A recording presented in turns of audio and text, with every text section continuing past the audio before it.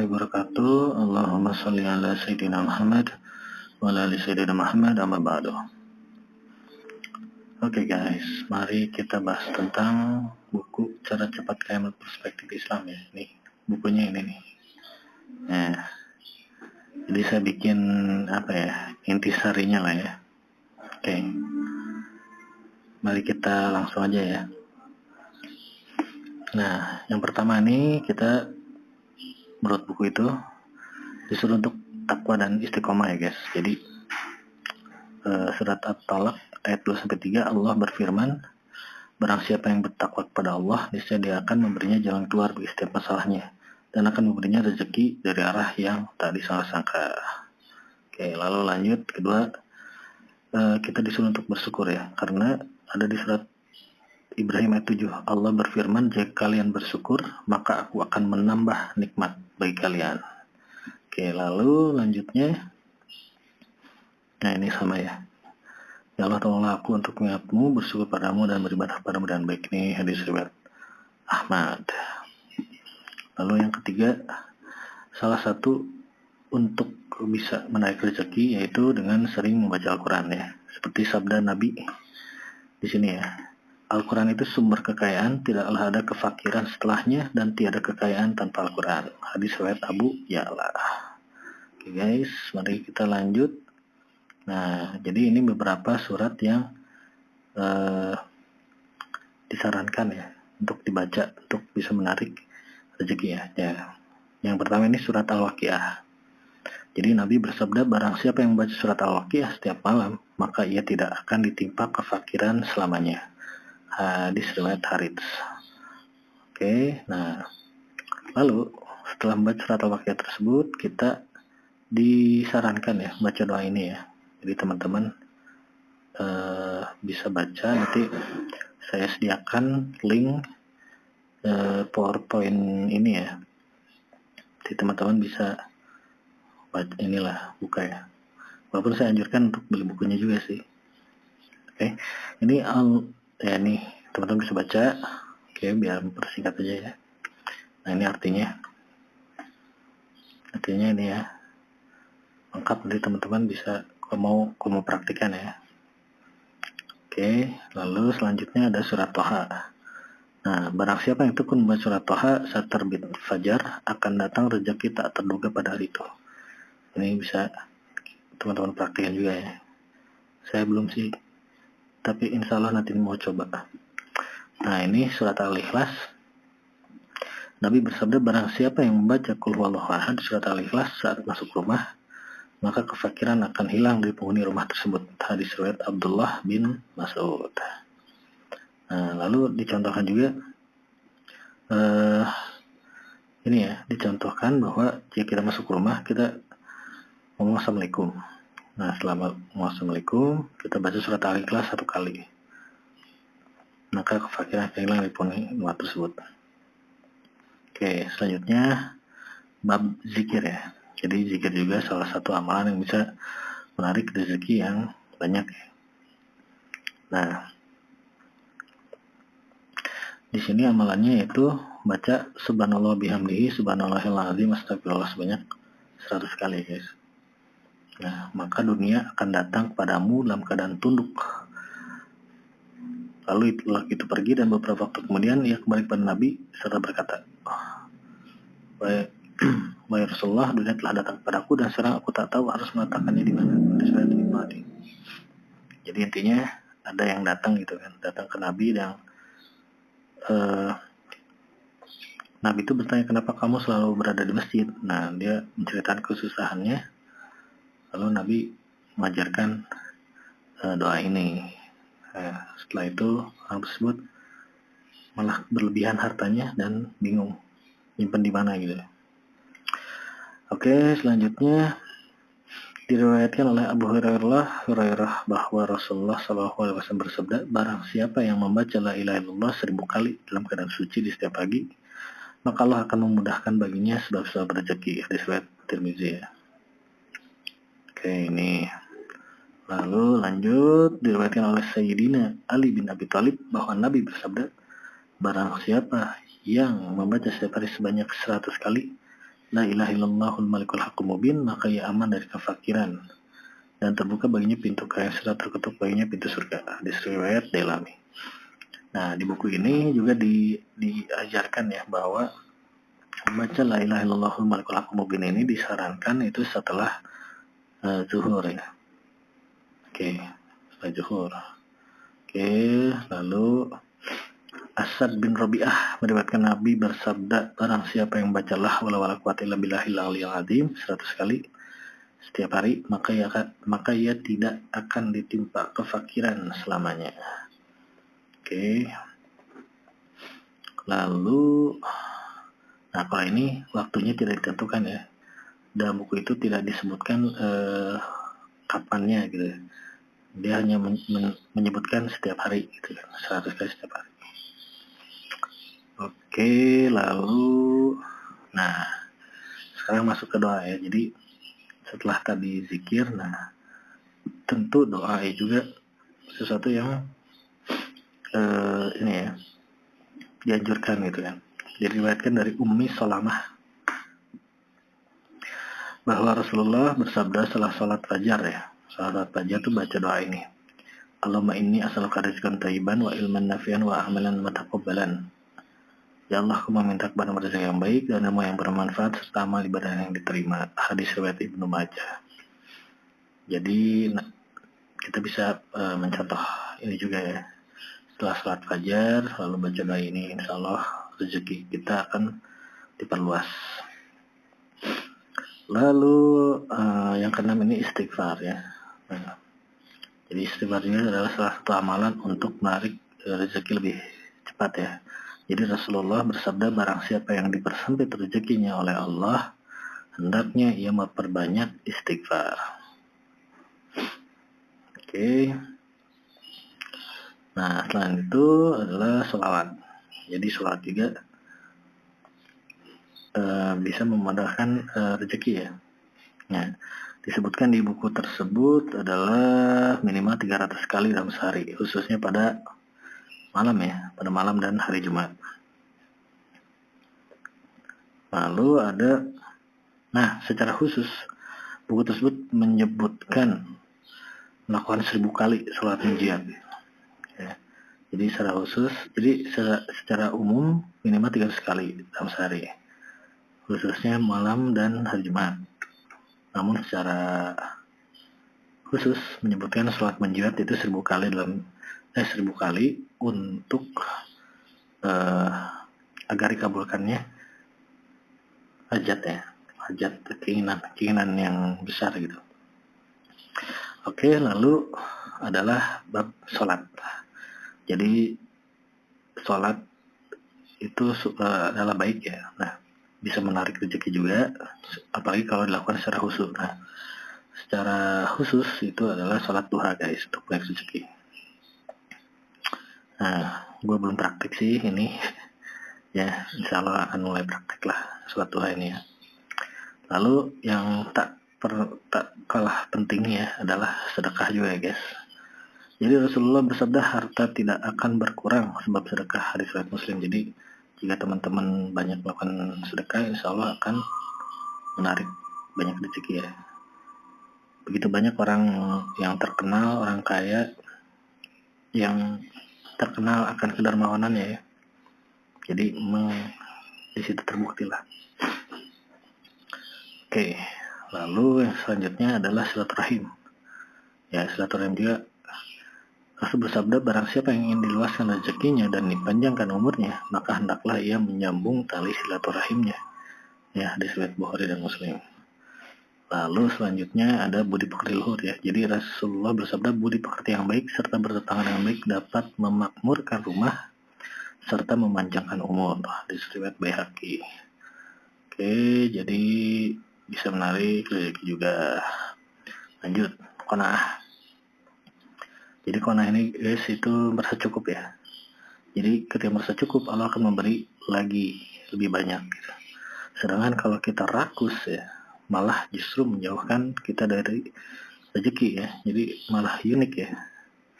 Ya gitulah sifatnya. Sifat rezeki memang unik. Oke. Lalu selanjutnya adalah bersegera cari rezeki di pagi hari. Jadi Rasulullah bersabda, bersegeralah mencari rezeki dan kebutuhan di pagi hari. Karena di pagi hari itu ada keberkahan. Hadis riwayat Bazzar. Oke, lalu selanjutnya, nah tentang menyambut tamu guys. Jadi ketika jamu tamu, ya ini, jadi tamu kita tuh katanya tidak boleh terlalu pelit dan tidak boleh terlalu jor-joran ya. Jadi gitu, kalau jor-joran itu malah kurang baik juga. Ini sabdanya, tamu itu datang dengan membawa rezeki dan tamu itu pulang dengan membersihkan serta menghilangkan dosa-dosa kaum yang menyambutnya. Hadis riwayat Dailami. Oke, lalu, nah ini hal yang mudah datangnya rezeki ya. Oke, hal yang mudah ambil rezeki yaitu satu, berani ambil resiko. Nah ini sabdanya, Rasul bersabda, pedagang yang penakut dalam bekerja, ia akan sulit mendapat rezeki. Sedangkan pedagang yang berani, ia akan mudah mendapat rezeki. Sesuai Dailami. Lalu meninggalkan maksiat ya, ini udah jelas ya. Rasul bersabda, sungguhnya seseorang akan tercegah dari rezeki sebab dosa yang ia lakukan. Hadis riwayat Ahmad. Lalu juga ada memakai cincin akik. Nah ini ada, Rasul bersabda, pakailah cincin akik karena sungguhnya batu akik itu menghilangkan kefakiran. Riwayat Bahaki. Nah, saya udah pakai guys. Ya, saya udah pakai nih. Saya coba praktikan. Lalu menjaga kebersihan. Nah, ini saya baru tahu ya. Ternyata bersihan itu menarik rezeki ya. Rasul bersabda, mencuci wadah. Ya, wadah dan membersihkan halaman menyebabkan kayak ini pantas ya, ada tetangga saya yang bisa dibilang kaya ya, kayak daerah sini gitu kan, itu sangat rajin membersihkan halamannya gitu, jadi valid gitu guys. Oke, kita lanjut. Selanjutnya ada memelihara kambing ya. Rasul bersabda, kambing itu berkah, hadis riwayat Bazzar. Namun ya mungkin tidak semua tempat bisa memelihara kambing ya. Ya walau alam ya. Pokoknya saya hanya sodorkan apa yang ada di buku itu ya. Oke, lalu selanjutnya ada bersiwak. Siwak dapat meluaskan dan memudahkan rezeki harta dan anak. Nah, ternyata bukan sekedar ini alat pembersih gigi zaman dulu, bukan guys. Ternyata ada ininya gitu, ada riwayatnya ya. Jadi ya mungkin kita bisa coba ya, apakah ini mengefek apa tidak gitu ya. Saya belum, udah lama sih nggak punya siwak ya. Namun ya mungkin nanti akan coba ya. Lalu lanjutnya adalah mengucap salam saat masuk rumah. Oke. Nah ini yang tadi ya. Jadi ketika ucap salam, assalamualaikum, kita tambahkan surat Al-Ikhlas ya, baca 1 kali. Oke. Lalu faidah dalam kitab Ta'limul Muta'alim. Nah jadi intinya salat wudu, salat duha, surat Al-Waqiah dibaca ya malam sebelum tidur, lalu baca surat Al-Mulk, surat Al-Muzammil, surat Al-Lail, surat Al-Insyirah. Lalu kalau bisa ke masjid sebelum azan. Nah ini kadang-kadang saya juga nunggu azan dulu sih. Ya mungkin harus coba praktikkan lah sekarang. Selalu menjaga kesuci. Maksudnya harus ya dalam keadaan wudhu ya, dalam setiap keadaan. Oke, lalu menyapu halaman dan menyalakan lampu. Nyalakan lampu udahlah. Nyapu halaman yang belum nih. Oke lah, pelan-pelan kali ya. Lalu mencuci tangan sebelum makan. Nah ini guys, ini ternyata jangan diremehkan ya. Walaupun kadang kita pikir tangan kita bersih, ya jangan guys. Karena ini ada dalilnya. Jadi usahakan selalu cuci tangan sebelum makan dan setelah makan juga. Nah lalu kan kalau kita makan nih kadang-kadang ada yang terjatuh ya. Nah itu yang terjatuh itu kalau bisa kita ambil lagi guys ya, dalam konteks kita yakin makanan itu bersih ya. Jadi kita ambil, kita bersihkan, kalau ada yang kotor lalu kita makan lagi. Jadi orang yang memungut sisa makan maka ia akan aman dari kefakiran, penyakit belang, penyakit lepra, dan anaknya terhindar dari kebodohan. Lalu kita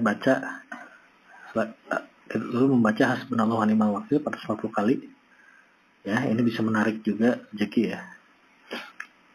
dasarnya di mana? Itu dari Ali Imran ayat 173 sampai 174. Lalu, nah ini juga amalan menaik rezeki juga, itu membaca Bismillahirrahmanirrahim, La ilaha illallahul malikul haqqul mubin, ni'mal maula wa ni'man nasir. Lalu baca Al-Waqiah dan Yasin setiap hari setelah maghrib. Oke. Lalu, nah ini ada dari Imam Ghazali, guys. Nah, Imam Ghazali ini barang siapa yang rutin baca ayat ini, yaitu nih ayatnya, wa man qudira 'alaihi rizquhu falyunfiq mimma ataahu Allah la yukallifullahu nafsan illa ma ataaha sayaj'alullahi ba'da usrin yusra. 100 kali pada malam Jumat, maka akan dibukakan pintu-pintu rezeki seizin Allah. Ya. Jadi teman-teman bisa coba untuk praktikkan ya. Main banyak ya. Oke. Nggak apa-apa lah, pelan-pelan guys. Oke. Lalu kita baca juga ini Asmaul Husna ya. Ini untuk menarik rezeki juga. Jadi baca Al-Wadu dan Ar-Razzaq ini bareng sebanyak 57 kali. Ini bisa menarik rezeki. Lalu selain itu ada mendoakan orang tua ya. Ada sabdanya juga, jika seorang hamba tidak mendoakan kedua orang tuanya, maka rezekinya terputus atau sulit sesuai takdir. Lalu, nah ini ada hal penyebab kefakiran ya guys. Nah yang pertama ini potongan kuku. Jadi maksudnya gini, teman-teman kalau motong kuku di rumah ya, itu potongannya itu harus segera dibuang keluar rumah. Kalau di dalam rumah itu bisa menyebabkan kefakiran. Sorry guys.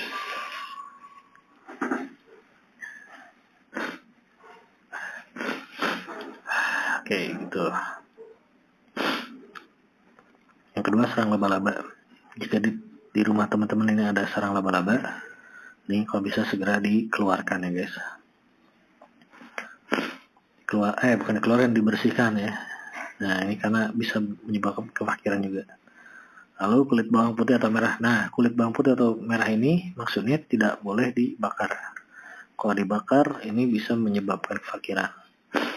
Lalu ini tengkurapnya maksudnya tidur tengkurap. Nah tidur tengkurap dapat menyebabkan kefakiran juga guys. Jadi kalau bisa tidurnya telentang.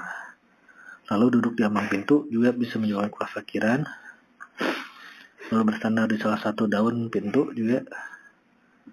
Lalu meletakkan tangan di pinggang ya. Nah ini bersegera keluar dari masjid setelah salat subuh maksudnya. Nah ini bisa menjaga kefakiran juga. Jadi ya agak lama lah di masjid ya. Setelah salat subuh jangan langsung pulang gitu ya.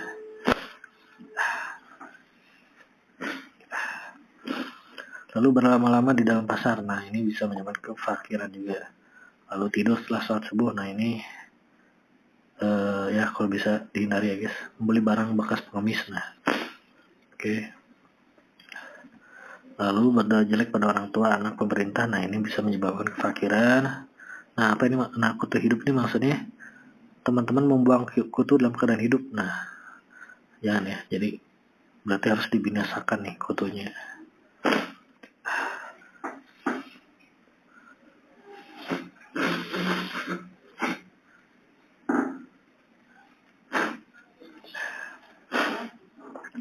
Sorry guys.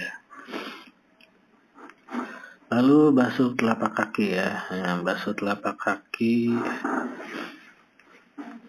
ini maksudnya teman-teman kalau basuh telapak kaki itu harus pakai tangan kiri ya, jangan pakai tangan kanan. Ya kalau pakai tangan kanan bisa menyebabkan kefakiran juga. Lalu ini kencing di air tergenang, ini bisa menyebabkan kefakiran. Lalu mandi jenabat, mandi junub ini ya maksudnya. Di tempat kencing dan najis ini bisa menyebabkan kefakiran ya. Ya ini jadi hindari mandi junub di tempat kencing dan najis. Lalu makan 2 jari. Ya, ini bisa menyebabkan kefakiran ya. Jadi minimal 3 jari lah. Atau 5 jari mungkin ya. Tak apa.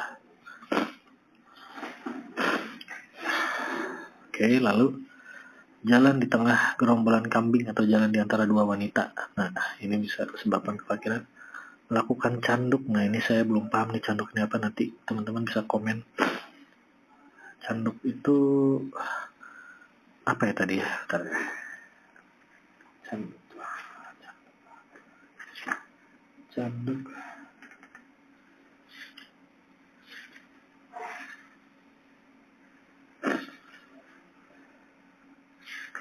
Canduk tadi itu hari ketujuh awal bulan. Lakukan canduk di hari ketujuh awal bulan. Nah, saya nggak paham nih. Teman-teman mungkin ada yang tahu bisa komen ya. Lalu sering mainin janggut. Nah, ini bisa menyebabkan fakiran katanya. Menggertakkan gigi. Nah, yang menggertakkan gigi kali ya. Terus selalu merangkul kedua lutut kala duduk. Nah, ini nggak boleh ya. Yang kayak misalnya teman-teman duduk nih. Terus dirangkul gitu sama tangan. Nah, itu nggak boleh. Menyetingkan jari-jari yang jari-jari dibunyiin gitu lah. Lalu telapak tangan di hidung. Ya, jadi megang hidung pakai telapak tangan gitu. Nah, itu bisa menyebabkan kesakiran. Lalu memotong kuku dengan gigi. Nah, buka aurat di hadapan matahari dan bulan. Mungkin ini kayak mandi di WC umum terbuka gitu kali ya. Lalu buang air kecil atau buang air besar dan hadap kiblat. Nah, ini nggak boleh. Menguap saat sholat. Nah, kalau bisa dihindari ya. Meludah pada tanah lapang dan di atas abu atau sebar api. Nah, itu bisa menyebabkan juga. Lalu letakkan tangan di pipi pada tidak sakit. Nah, kayak gini kita nggak boleh. Buka pintu untuk niat meminta-minta. Nah, itu nggak boleh juga. Nah, ini sebuah kefakiran lainnya ya. Tidur telanjang ya. Makan dalam keadaan hadas. Tidak suci. Tidak menyapu rumah, biarkan kotor. Bakar kulit bawang. Lalu menyapu malam hari ya. Nah, kalau menyapu malam hari itu segera sampahnya dibuang keluar ya. Jangan disimpan di pojokan dulu gitu. Lalu berjalan di depan guru. Nah, itu nggak boleh ya. Panggil ayah dengan namanya, nah nggak boleh. Dan doakan ortu akan dapat kerjaan mana. Jadi kalau kita mendoakan orang tua, katanya kita akan dapat kerjaan mulia. Lalu mencuci dengan air bercampur tanah atau debu. Mencuci dengan air bercampur tanah atau debu. Nah, ini bisa menyebabkan fakiran juga. Nah, lalu ini berangkat ke pasar tergesa-gesa, bisa menyebabkan kefakiran juga. Jadi kalau ke pasar slow aja ya, flawless. Nah, yang lainnya itu menyisir rambut dan sisir yang patah ujung-ujungnya. Jadi kalau teman-teman punya sisir yang patah ujung-ujungnya mending ganti ya. Lalu jahit baju ketika sedang dipakai. Nah, ini jangan ya. Walaupun teman-teman merasa jago ya dalam menjahit baju, itu jangan menjahit ketika sedang dipakai. Gitu. Mending dilepas dulu gitu kan. Lalu pakai celana dalam keadaan. Nah, pakai celana maksudnya nih. Ini maksudnya pakai celana dalam keadaan berdiri. Jadi mungkin ya. Jadi kita kalau pakai celana itu sambil duduk kali ya. Nah, gitu ya. Lalu selanjutnya pakai imamah itu kayak peci gitu. Itu dalam keadaan duduk karena malas. Nah, itu nggak boleh. Jadi kita kalau pakai imamah ini kayak apa sih? Kayak pecinya Arab gitu ya. Nah, berarti maksudnya ini harus dalam keadaan berdiri berarti ya. Nah, ini yang tadi udah dibahas sih, berlebihan atau pelit dalam jamu tamu ya. Itu ternyata kurang baik ya, berarti kita harus moderat paling ya. Oke. Lalu membiarkan rumput rumah tumbuh tinggi tak terurus. Nah, ini bisa menyebabkan kefakiran juga. Lalu membiarkan wadah tanpa menutupinya. Dan memadamkan lilin atau minyak dan meniupnya. Nah, ini jadi kalau ada wadah harusnya kita cuci ya. Dan memadamkan lilin atau lampu minyak dan meniup. Nah, ini nggak boleh juga. Jadi ya dengan tanpa meniup gitu kan. Oke, lalu selanjutnya wudhu di WC. dan melakukan hal sunnah berikutnya. Nah, jadi kita dianjurkan untuk wudhu di tempat yang tempat wudhu terpisah gitu ya guys. Nah, diusahakan kita wudhu di tempat wudhu yang terpisah dengan WC gitu. Jangan di dalam WC. Lalu selanjutnya mengusap muka dengan baju. Nah, ini bisa menyebabkan kefakiran juga guys. Jadi usap muka pakai apalah gitu kan. Jangan dengan baju.